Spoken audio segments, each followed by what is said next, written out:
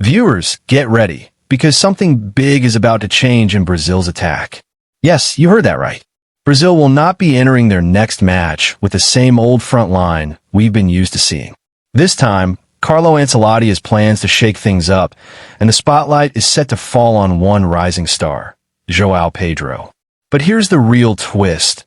If João Pedro takes over the number 9 role, who will be left out, and who will have to settle for a place on the bench? Stick with us till the very end, because this story isn't just about one player. It's about how Brazil's entire attacking structure is evolving right before our eyes.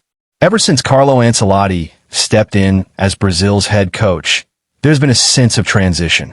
His approach has been to modernize Brazil's playing style, strengthen weak points, and restore balance to a team that has often been criticized for inconsistency in recent years. One of the biggest issues Brazil faced in their past matches was the lack of sharpness up front. And at the center of this problem was none other than Richarlison. Once seen as Brazil's trusted striker, his recent performances have fallen flat. He failed to deliver the impact Brazil needed in crucial games, and fans have been growing frustrated. It seems now that Ancelotti has made his decision. Richarlison is set to lose his starting spot. Taking that number 9 position is João Pedro, the young forward who recently impressed the world at the Club World Cup with Chelsea. His movement, fitness, pressing, and sharp attacking instincts have convinced Ancelotti that he deserved a chance. João Pedro is not just a classic striker. He's active across the pitch, able to press defenders, link up with midfielders, and finish clinically inside the box. In many ways, he could be exactly the kind of forward Brazil has been missing. Someone who can combine technical ability with work rate. Someone who can adapt quickly to different attacking scenarios. But this change raises another big question. What happens to Matheus Cunha? Cunha has been in good form and offers versatility in attack. But if João Pedro is chosen as the main striker, Cunha may have to adjust his role. According to tactical whispers, there are 2 options.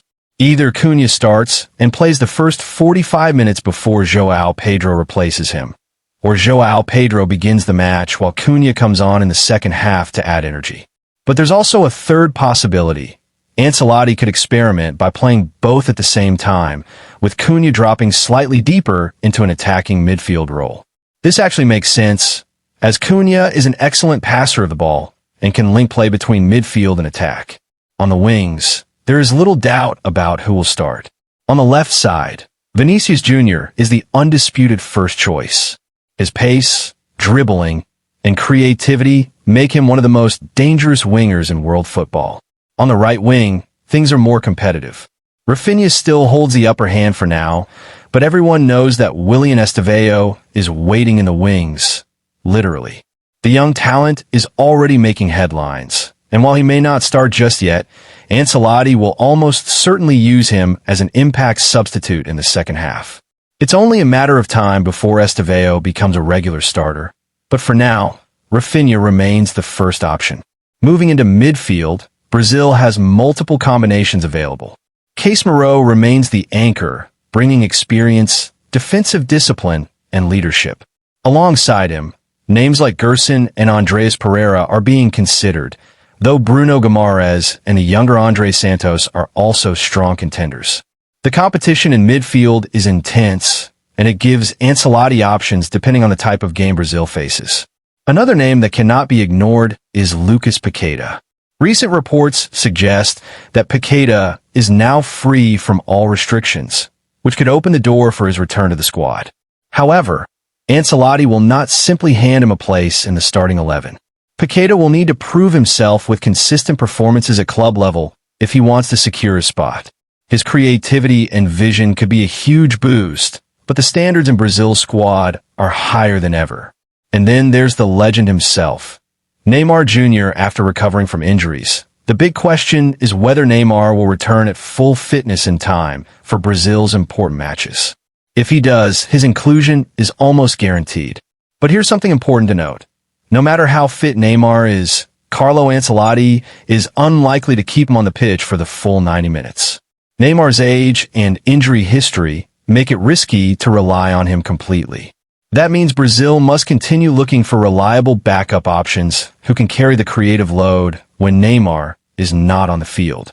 So what does all of this mean for Brazil's attacking shape?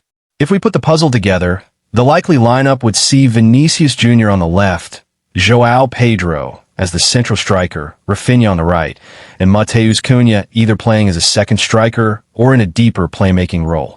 Casemiro would control the midfield, supported by either Gerson, Bruno Guimaraes, or Andreas Pereira.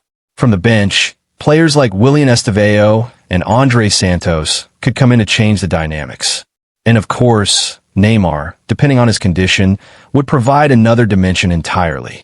The key takeaway is this: Brazil's attack is undergoing a transformation. The days of relying on the same old faces are fading. Now, a new generation, players like João Pedro, Estevão, and André Santos, is pushing for a place alongside established stars like Vinicius and Casemiro. And with Ancelotti's tactical mind guiding them, Brazil could become a far more unpredictable and dangerous side. So viewers, the real question is, will this gamble work? Can João Pedro truly step up as Brazil's new number 9 and deliver when it matters most? Will Matheus Cunha accept a more flexible role? And will Neymar's return be a blessing or a challenge for team balance? Only time will tell. But one thing is certain: Brazil is entering their next matches with a refreshed attacking identity, and the world will be watching closely. Stay tuned, because the battle for Brazil's frontline is just getting started.